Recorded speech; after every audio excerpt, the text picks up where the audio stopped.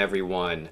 I am Tom McDermott, Regional Resource Director for Greater Pennsylvania and Ohio at Care and Treatment Centers. Thank you for joining us for today's presentation on finding calm in the chaos with mindfulness-based stress reduction. This will be the kickoff of our monthly webinar series hosted by Caren's Pennsylvania Outpatient Treatment Centers. They will be held the second Friday of each month at noon. Stay tuned for information on next topics. As a reminder, we will be conducting this session in webinar format. All participant microphones will be muted. During the presentation, please utilize the Q&A feature to ask any questions you may have. Depending upon the volume of questions, if we can't get to your question before the end of the hour, we will have someone from our team follow up with you directly. Today's presentation is eligible for 1 credit from the Pennsylvania Certification Board. Please keep your Zoom session open at the end of the presentation to access the post-event evaluation to obtain for 1 hour credit. In order to receive your credit, you must stay on for the duration of the webinar. Once you have finished the evaluation, we will email you a certificate of completion within 2 weeks. I'm really excited about today's topic, and here we are in February heading towards March. And if you remember, a year ago at this time, we really didn't know what was going to be coming and probably had no idea what was going to be happening. And here we are a year later and are still experiencing some of the challenges in relationship to COVID-19. So we thought it would be great to do a webinar based on mindfulness to continue on how we can help ourselves and each other in the midst of all of the craziness that's been happening. So today we're joined by our presenter, Christopher O'Reilly, who is the Executive Director of Care Outpatient Treatment Center located in Berks County. Christopher joined Care Treatment Centers in 2004 and has held numerous clinical leadership positions within the organization. He is also an adjunct professor at Westchester University teaching mind, body, and health. He is a licensed professional counselor, certified clinical supervisor, certified advanced alcohol and drug counselor, certified sexual addiction therapist, and certified multiple addiction therapist. He also has a level 1 MBSR instructor from Brown University. Christopher's had many roles at Karen and recently moved on to our outpatient treatment center here in Berks County, Pennsylvania. Welcome, Chris, and I would love for you to chat a little bit about what's new at Karen Outpatient. Good afternoon, everyone. Thank you, Tom, for the intro. And yes, I'll take a few minutes here and just kind of talk a little bit about Karen Outpatient. So for those of you that are familiar with us, and maybe the name Karen Counseling Services is something that's familiar to you if you're from Berks and familiar with what we do here. One of the things we've done recently is a rebranding. And I think the rebranding, same location, a lot of the same services. Of course, we're, looking to enhance some things, but it's really about the fact that Karen has multiple outpatient sites. Initially, Karen Counseling Services in Wyomissing was the only. So we now have offices in Philadelphia and Atlanta and the Washington, D.C. area. So it's something that, we're looking to expand. Another thing I'd just like to mention is that, our offices are open and we're working to full capacity, of course, paying attention to COVID-19 protocols. A lot of our individual and evaluations are in person, and with our group sessions, we are doing some telehealth as well. So we're really trying to accommodate those at this time. And I would also just add, what's new, Tom? We are really focusing on our teen treatment here at Karen Outpatient and looking at ways to enhance that and even creating a sober high school component to what we do, which, if anybody wants more information about, I would invite a conversation about that at a later time. So moving into the presentation for today, this is a topic that I hope is helpful to you as a professional at this point, as a member of a team, and also for those of you that work directly with patients, your work with the patients. So moving on to the slides specific for my presentation. So in a conversation about stress management, I think it's important to talk about stress to give us a bit of a context to put it in perspective. So what is stress? Stress really is the way that the body responds to any kind of demand. I like to think about stress as like a strain or pressure. It's something that, requires a response of some kind. And I do think that stress is something that you can look at as a defense mechanism, which is something that we'll talk about a little bit more. If you can move on to thank you. And then maybe one more time, Caitlin. There we go. So when it comes to stress, stress is not right or wrong. It's not good or bad. It kind of just is. So stress can do a couple things. It can motivate you. It can bring your attention to something that needs your energy and your time. It can be something that drives you. I'd like to think that stress is something that gets us out of bed in the morning. It motivates us to do the things that we're trying to do. I sometimes think that some people might need more stress in their life because it would help focus them and drive them. I sometimes think about my Westchester students. I wish they had a little more stress or angst about that. So that's one side of the coin in regards to stress. But then there can be a part where there's too much stress, where it exhausts you, where it can decrease your focus, where it can, quite honestly, if it's a lot of stress or too much stress for a long period of time, it can create short-term and long-term physical issues. The body can start to break down if there's too much stress. One of the things that we talk about here at Cairn is that addiction is a stress-induced illness. So when it comes to recovery, the conversation of stress is really key. Helping people to get sober, there's some stress management that's involved. And sometimes their home environment is so stressful that we bring them into treatment because they need a safer, healthier place to start the recovery process. You can also bring the topic of stress into a conversation about recovery after someone's been stabilized.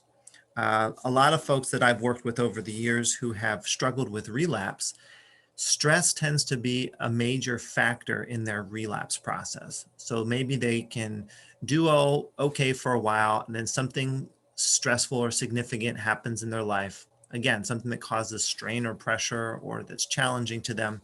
And that experience is overwhelming to the point that they use drugs or alcohol to numb.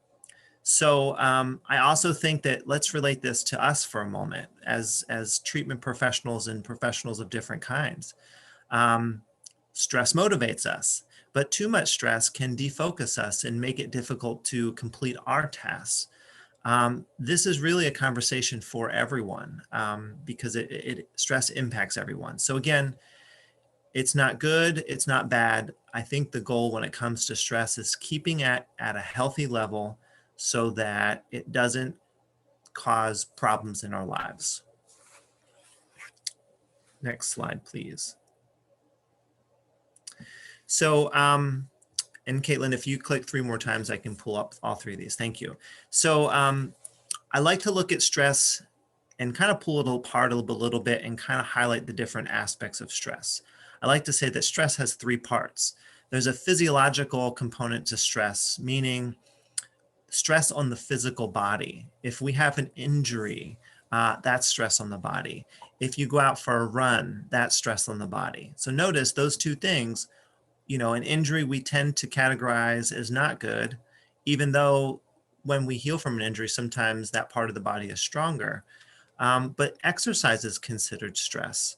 And that also helps us grow. So again, not good or bad, obviously not wishing injury on folks, but there's a physiological component. Again, something happens to the body.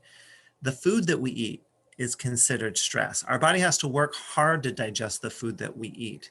And if you eat food that is, let's just say, highly processed or foods that are not necessarily part of health or nutrition, then the body has to work extra hard to rid the toxins that are in that food. Thinking about alcohol for a moment, the body has to work really hard to, heal, quite honestly, from the ingestion of alcohol. So there's physical stress. Then there's psychological stress. The things that we think, the things that we feel, they both have an impact on us in a major way. Sometimes we can be overwhelmed, feeling stress, just because certain thoughts popped into our mind. From a psychological perspective, I think sometimes you have to ask yourself, or maybe your clients, is the stress that you're dealing with real or perceived? There's a lot of time we get stressed about things that may or may not happen. And we can get stressed about things that are in our control, and we can get stressed about things that are not in our control.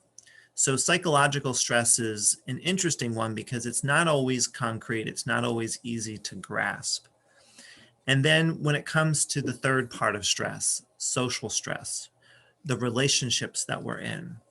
These can be personal relationships, professional relationships, um, and it can be difficult to be in relationships with people. That can be stressful, but also, I'll give an example. Like, say you're in a team meeting and your boss says something and you're not quite sure if he's angry or frustrated or what's going on with the comments he made. That can be stressful, and that's maybe because in that relationship it's important to you to be in a good standing. Obviously, I'll say this to any parents out there. Um, you know, it can be stressful to have your kids home doing cyber school, and it's not that you have issues with your kids, but that is a different relationship dynamic because the kids are with you all the time. I give that as an example because that's a stressor that I'm currently, and a lot of parents are dealing with. The other thing I want to say about these three parts of stress is that they really impact one another, and they really overlap, and it's almost like they feed off of one another. So for example, if I have psychological stress, that could impact me physically. If my main stressors are I'm riddled with anxiety, which is a psychological stress, that could impact my ability to sleep. That could impact my ability to exercise. If I'm in a relationship that is not healthy, that could impact the way that I'm thinking and feeling and the way that I'm feeling physically. So one type of stress, again, pulling them apart here for a second, can impact us in a lot of different ways. And what's interesting about this for me too, it's like just kind of reflecting on how we take care of ourselves. If we're in a really difficult relationship and it's causing a great deal of stress, even if we're eating healthy food, there's a chance that our body's not going to absorb the nutrients from that food because our whole system is stressed. So this for me is like why, paying attention to our health and our stress level is so critically important. Next slide, please. All right, so I kind of wanted to highlight some of the different ways that stress can impact us, looking at how it impacts. So it's almost like you can look at this list, and we will make this PowerPoint available to you all. And it's almost like, am I stressed? Am I not stressed? Well, let's look at some signs and symptoms. And I break them down here into 4 different categories. So what does stress look like from a cognitive perspective? How does it impact you in that way?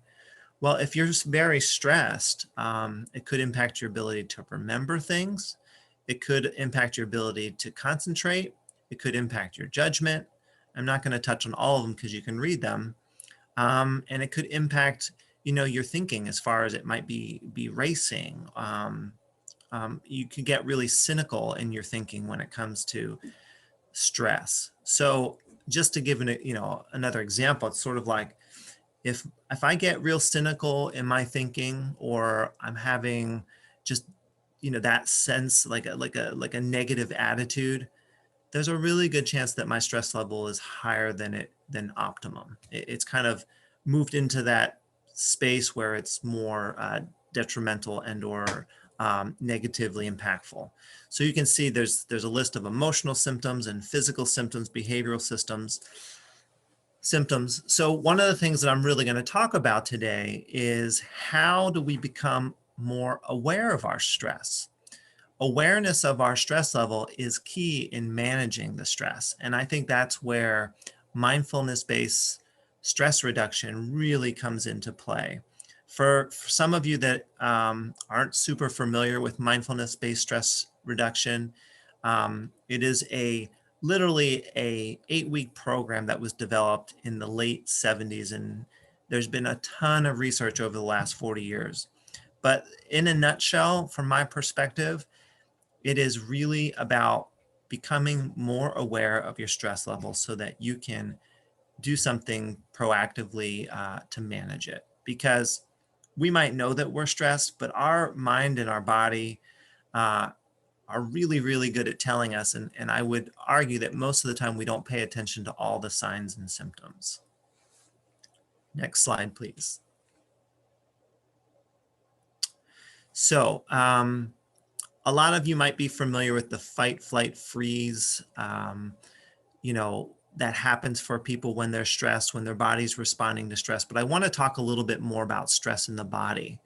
There is a physiological response when we experience stress. And again, when I'm going to refer to something I mentioned earlier, stress, the response to stress is really our body protects us. It's a defense mechanism. So if we're minding our business and walking along down a street and something moves in the bushes right in front of us, there's a really good chance that our heart rate will increase. There's a really good chance that our focus will become laser and will really bring all of our attention and awareness to whatever was happening with those bushes. And I have a sense that, heart rate will increase, adrenaline might start flowing, and all of these physiological changes are happening so that we can protect ourselves and to better understand what's going on.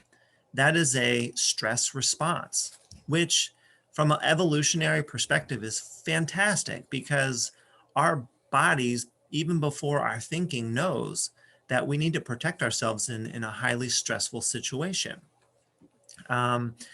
I'm reflecting on a story that was shared with me in one of my MBSR training courses, but there was a story about a child who was trapped under a large piece of metal. It was from like a building or something like that.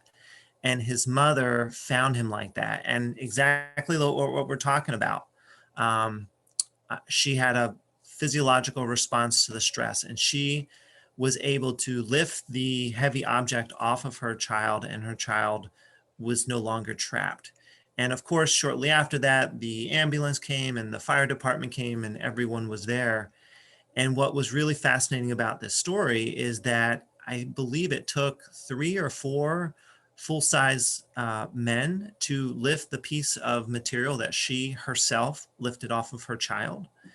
And it just kind of shows you that what the body can do under extreme stress in an attempt to protect us and or survive a situation like that. So all really good. But what's not really good is if somebody is operating at a really high level of stress all the time. Again, an experience, an event can trigger that, but some people who struggle with like anxiety, for example, or some people that, have high stress environments, they might be operating at that level of, I'll just call it stress response, where their body's creating adrenaline and their heart rate is up and their breathing is different. And as you can imagine, if your natural state or you're in that state too often, your body's going to start to break down. you're going to be more susceptible to disease. You're going to be more susceptible to emotional dysregulation. You're going to be more susceptible to, my goodness, I mean, I can go on and on. It is just not healthy. So again, kind of highlighting how stress can be really good in certain situations, and stress is really challenging for us and our overall health in if it's too much all the time. We call that when somebody is in a high level of stress in a really consistent way, that will kind of fold into a category of chronic stress, which again is not healthy for them physically, emotionally, or relationally. Next slide, please. So bringing back the conversation, or just bring back the point of how awareness is key when it comes to getting a sense of your stress. So we're going to do a short exercise here. What I want you to do is I'm going to just give us about 60 seconds. And what I want you to do is to, if you're in a position to close your eyes, that would be fantastic. Please, obviously if you can, not if you're driving, right? But I just want you to bring your attention to your body and almost sort of scan it. And I want you just to notice if there's any tightness, any tension, anything that feels just not that we're going to try and do anything about it, but just take 60 seconds to bring awareness to the physical body and see what you notice just in regards to sensations. So, and we'll begin that now.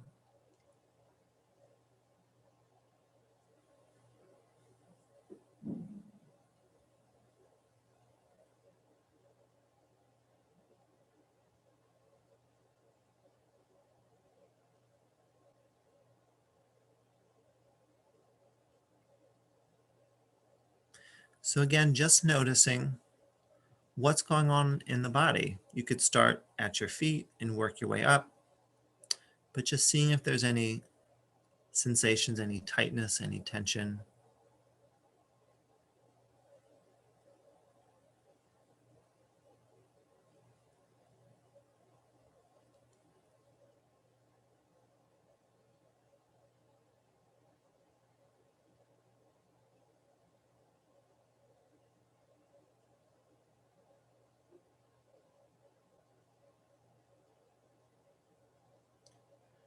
Okay, that was 60 seconds.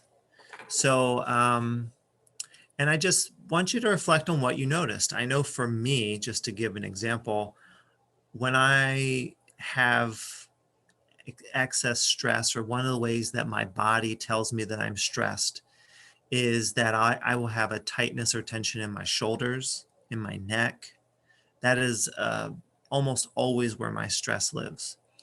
I will also notice a tightness or tension in my chest, which is just another sign that, maybe it's stress, maybe it's something else emotional, but what I'm trying to highlight, that stress lives in the body. It's not just a thought. Sometimes people say, "Are you stressed?"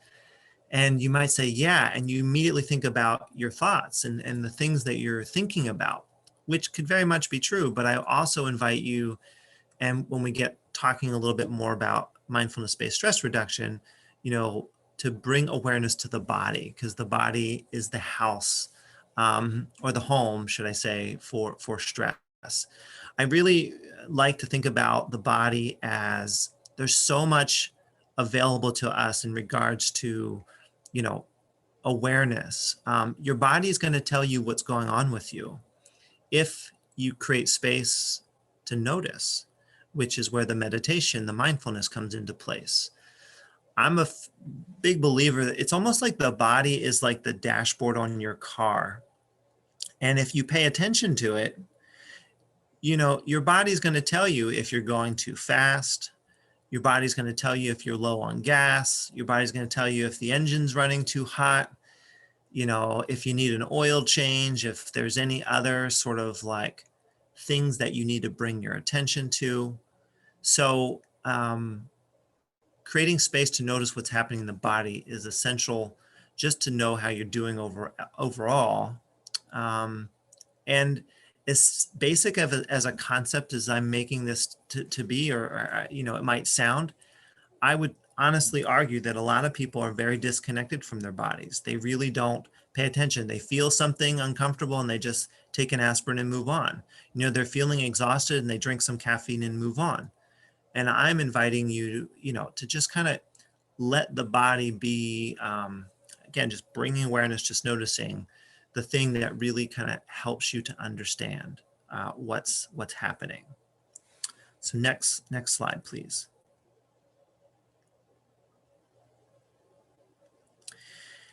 And my goodness, just highlighting some ways that stress impacts the body, and you have access to this, but when you're stressed, it could look like a whole host of things.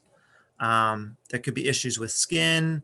A lot of people who are stressed, really stressed, might have IBS or stomach ulcers. There could be issues with, your heart, your head. I mean, you can see the slide, but the thing I'd really like to highlight with this idea, how does stress affect the body, is just it affects its ability not just to stay healthy, but to recover. If your stress level's low, your immune system is going to work much better. If your stress level's low, your stomach and your entire, your intestines, they're just going to do their job better. Because again, when you're stressed, things change in your body. Again, you start flooding the body with cortisol and adrenaline, and it's preparing to fight and freeze and do all the different things that it does to protect itself. So then it pulls away from its ability to do its job. This is actually a big part of why mindfulness-based stress reduction was even created. Jon Kabat-Zinn, who's the founder, he was a molecular biologist from MIT, pretty smart guy, and he understood the body quite well.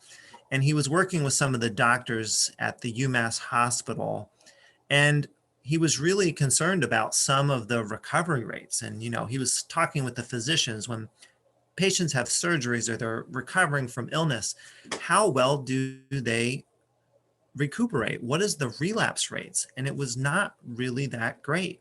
So Jon Kabat-Zinn thought, let's create a program that helps people to reduce and keep their stress in a healthy zone and see what happens in the body. Do they heal faster? Do they keep their illness in remission? Do they recover quicker? And the answer, and the research is there, you can easily look it up. The answer is absolutely yes. That's why there's 8-week MBSR courses in a lot of hospitals throughout the country these days. And there's ways for people any of us could join an 8-week MBSR course to kind of have experienced the benefits of this. But when the stress level is manageable, the body heals faster and stays healthier. A lot of people who are recovering from things can incorporate stress management strategies, and mindfulness is just one. There's many ways to manage stress, obviously, but this is a really important one. Next slide, please. So using this, I really like this. It's a very simple concept, but there's a lot of really important things to talk about here. What stress level are you? Again, becoming self-aware in regards to stress level. It is so important. So, and this scale shows that, performance increases with stress, which again is good. So stress is not all bad. So if someone's stress level is in the green, the chances of them performing to their highest ability are very low because their focus won't be there, their attention might not be there, their body might not be pumping enough adrenaline and have enough focus to be fully engaged. But then there's a level a little bit beyond that where you would consider the optimum level of stress when it comes to performance. I think about athletes. Athletes have to really manage their stress. They have to manage it overall just so that their body can heal and be functioning at an optimal level, but just also from a focus perspective. If an athlete is too stressed, they're going to lose the focus. But if they're not stressed enough, they're going to not be focused enough. So there's this idea of being in the zone. And I think what that's highlighting is sort of, you know, being in that yellow and maybe sometimes pushing it into orange, but really trying to stay at the peak of performance from a stress perspective. You could even look at this from like a learning, a new language, or for somebody who's trying to be really focused at work. You want to keep your stress level in a yellow category. But when it pushes into the orange, that's when things start to change for the worse, meaning exhaustion. If it gets into the red, anxiety, panic, fear, and burnout. I think a lot of us know what burnout feels like. Um, and I can't help but think about patients that have come to us here at Karen. And, by the time they get to us, they've been in the red because in their active addiction, there was so much stress for a variety of reasons. And they are burnt out, they're broken down, they're filled with anxiety, panic, anger, all of that kind of stuff. And, a large part of what we do in treatment is, make sure that they get enough sleep, make sure that they get nutritious food, start talking to them about what's going on with them emotionally so that we can relieve some of that stress. We have to get them back into the orange or the yellow so that they can start to heal. And again, not just physically, but emotionally. So I can't even stress enough how this is like, I could give examples for kids, I could give examples for working adults and people in recovery. Um, you know, and if you have to, because of your work or from a performance perspective, if you're dipping into orange here and there, that's understandable. I don't think the goal here is to stay in green and yellow. Sometimes you are going to go into orange, maybe even into red. But how aware are you that how much time you've been in orange and red? And when you become aware of that, what can you do to kind of move your stress level back into green for periods of time? What we're really talking about is balance. Think about the RPMs on a car. Sorry for all the car analogies, but I just think it's fitting. It's like, the RPMs might get high for a while, but then you have to kind of bring them back down and let them keep them at a healthier level so you don't damage the engine. Anyhow, so balance is really the key here.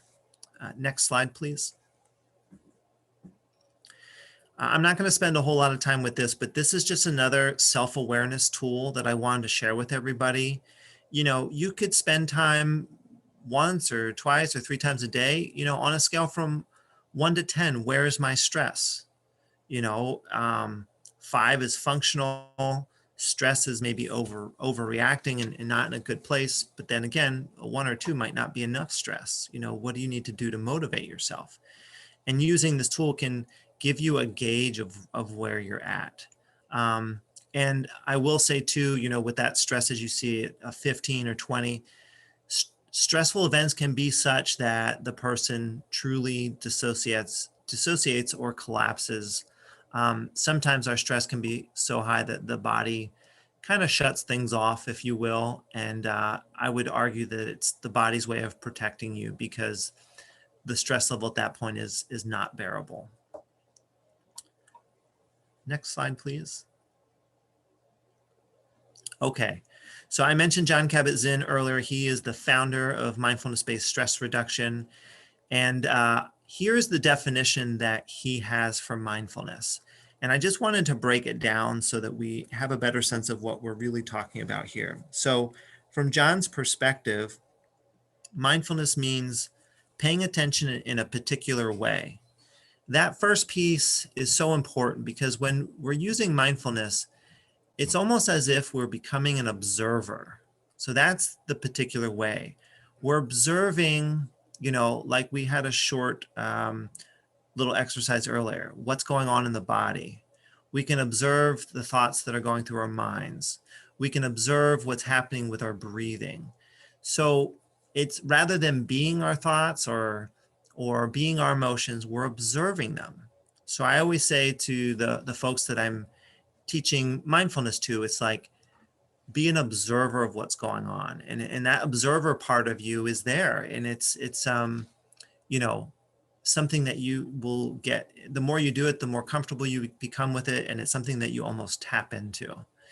And he says that we're doing this on purpose, and it's truly about gaining and developing self-awareness. That is the purpose of paying attention to what is happening moment to moment. And that's the next piece, paying attention to what's happening in the present moment. So the mind is such an interesting thing. I like to say that the mind it is a gift. It is also a curse. And the mind has the capacity to be in three places at once. Our thinking can be in the past, reflecting, questioning, just kind of getting stuck in some of that. It can be in the present moment and being with what's here now, but it also can be in the future, preparing, planning, worrying, feeling anxious. So paying attention to what's happening in this moment is probably one of the best ways to really get a sense of what your stress level is. And quite honestly, from a mindfulness perspective, what's going on here now is really all that we have. And it's also doing so non-judgmentally. So we're paying attention to what's happening on purpose in the present moment, but doing so without judgment. Because if our stress level is high and we can feel it in our shoulders and our neck, and then we start thinking of why we're stressed, and we're thinking whose fault is it, and that we don't take care of ourselves, I need to get more sleep. Those are all opinions and judgments, and they will do nothing but take you out of the present moment.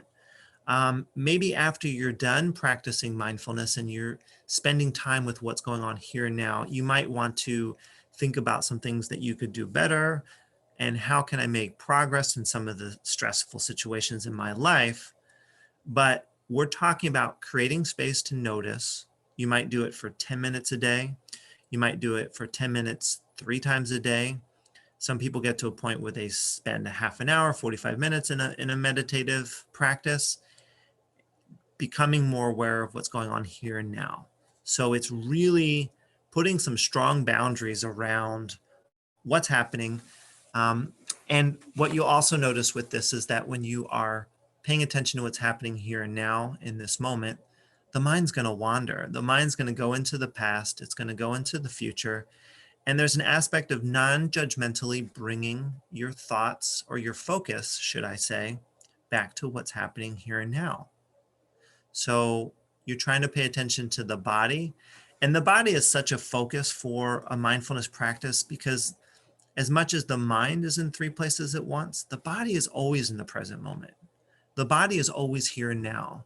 If you want to ground the mind in this moment, bring your attention to your breathing, because your breathing is only here and now. If you're feeling anxious or overwhelmed or stressed and you want to kind of get a sense of relief, feel the weight of your feet on the floor. It's a great way to bring the mind to the present moment. And the real idea here is, if the mind can be in 3 places at once, then that's 3 separate levels of stress. We can be stressed about what's going on right now, what has happened in the past, and what's potentially could happen in the future.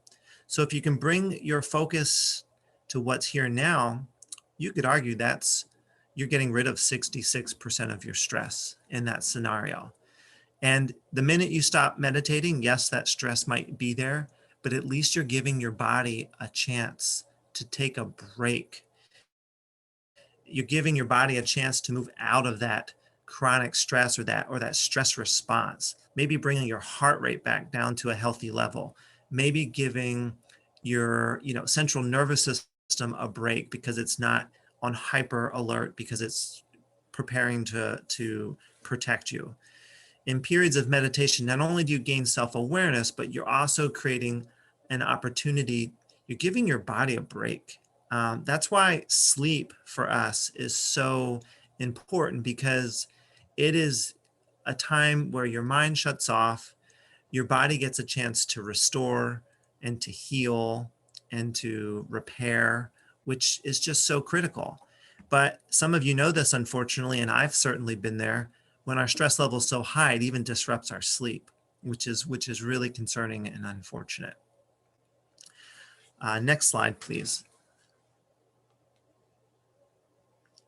So I just want to, at this point, it's almost like a kind of highlight what we're talking about. Mindfulness is a stress management tool, and so is exercise, sleep, nutrition, healthy relationships, downtime. I mean, there's a lot of stress management tools, but again, this practice brings the mind into the here and now.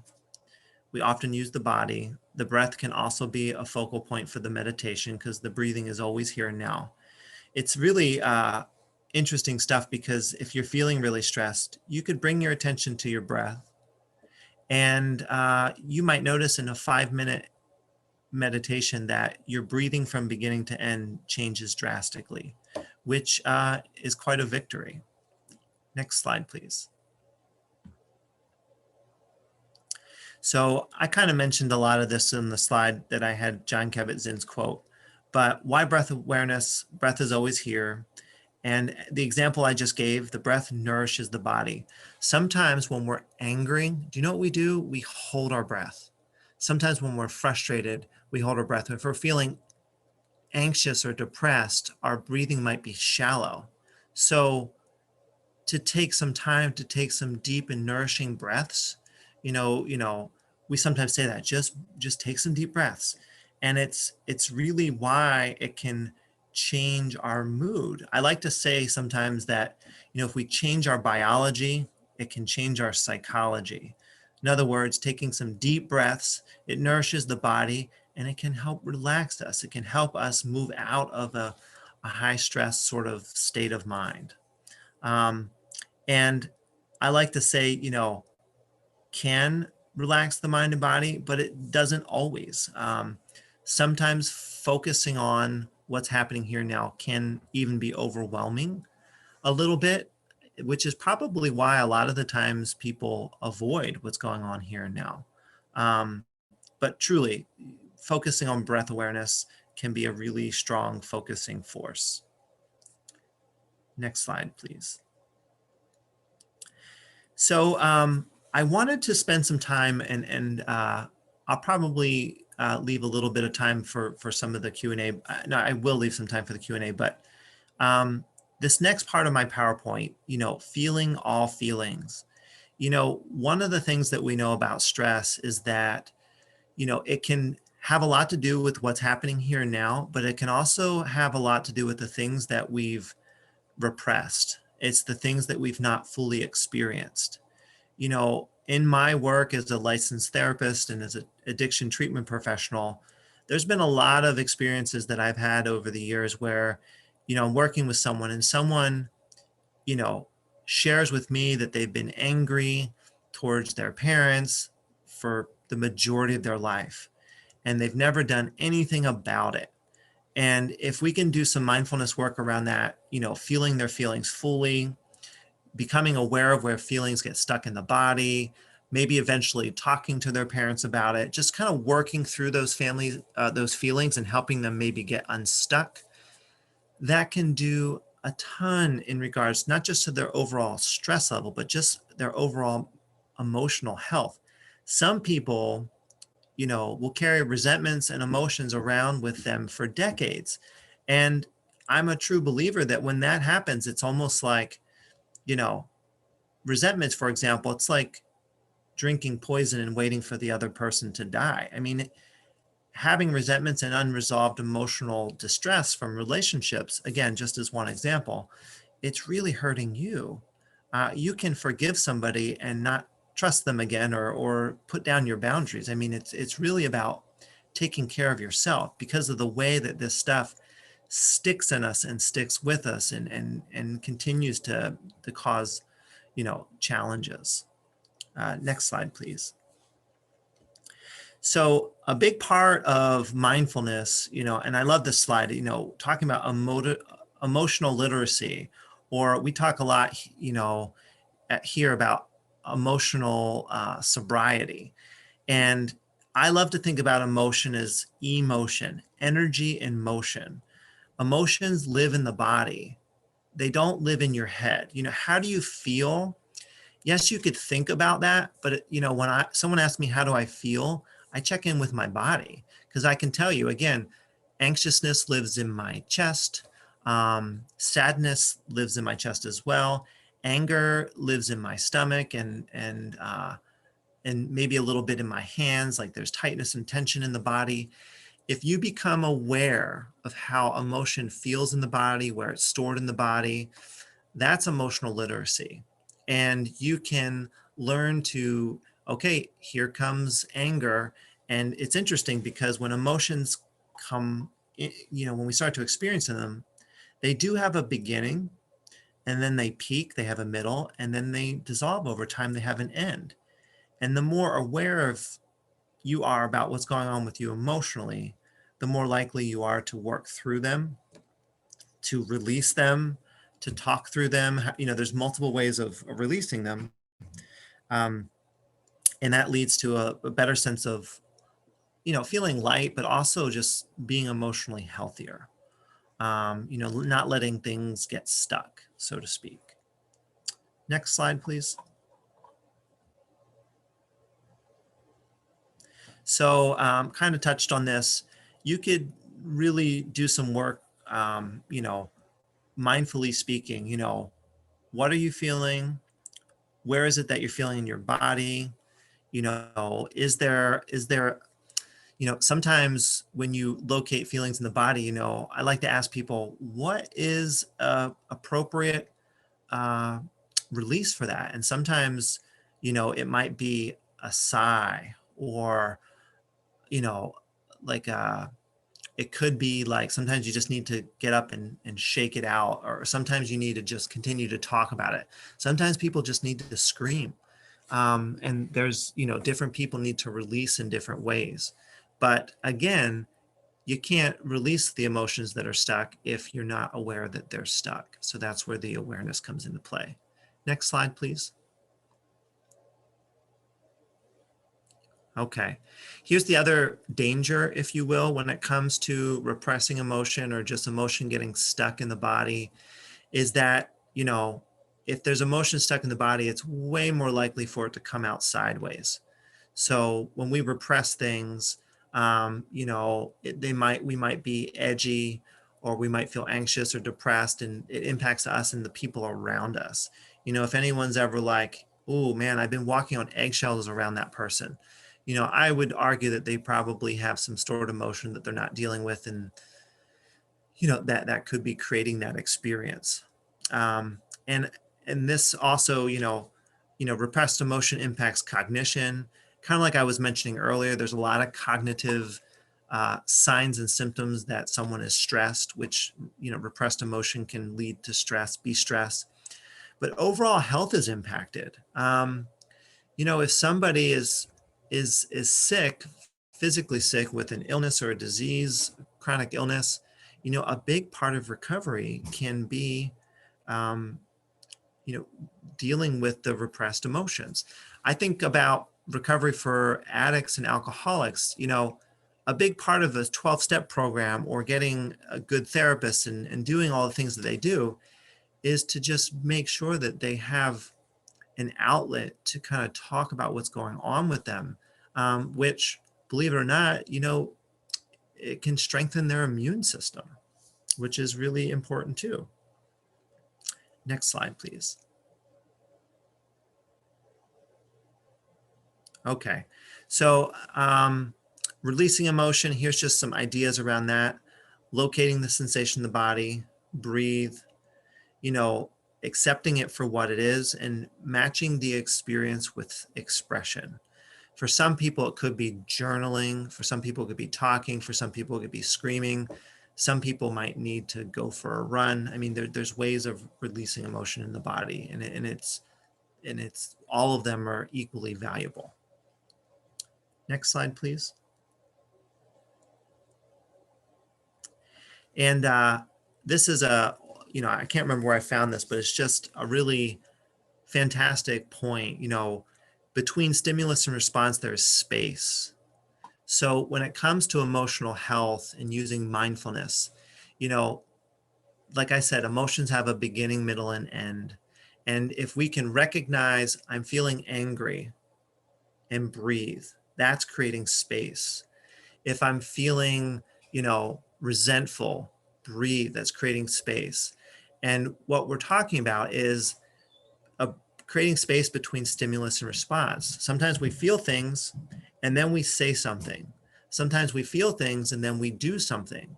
So I'm feeling sad, I eat ice cream. I'm feeling angry, I yell at someone. I'm feeling lonely and I isolate. If you can breathe and you almost create space to respond in a more productive, and maybe you could even argue it creates space for a response versus a reaction. A good everyday example of this, it's like, if I can recognize my emotions and become aware of them because I'm practicing mindfulness, then maybe rather than saying something that I'm either going to regret or end up apologizing for later, I can just breathe and I can notice what's going on with me, gain awareness. And rather than taking it out on somebody else, I could maybe find a healthier way to deal with it. And that's where we create the power to respond rather than react, which is just a mindfulness strategy, if you will. Okay, next slide. You know, the good news, if this topic is, you're thinking about yourself, or you're thinking about a team, or you're thinking about clients or patients, the best part about this conversation is there's tons of resources out there. Not only, you could do everything from enrolling in an 8-week MBSR course to just downloading a couple meditations off of YouTube. So the resources are unlimited, and it's something that, it's more about just making it a priority and creating space to do. Types of meditations for managing stress, breath awareness meditations are fantastic.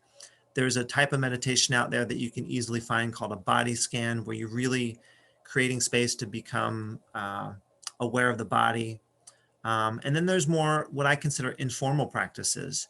If you don't have time to add meditation to your day, you know, go for a walk and bring your awareness to the feet touching as you walk.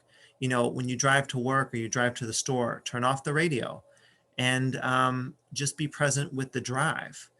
I like to say to people, as weird as it sounds, when you're brushing your teeth in the morning, just brush your teeth. You don't have to, rehearse your day or run through your to-do list. You can just be present in that small daily activity. So meditation or mindfulness doesn't have to be another thing to your already really busy schedule.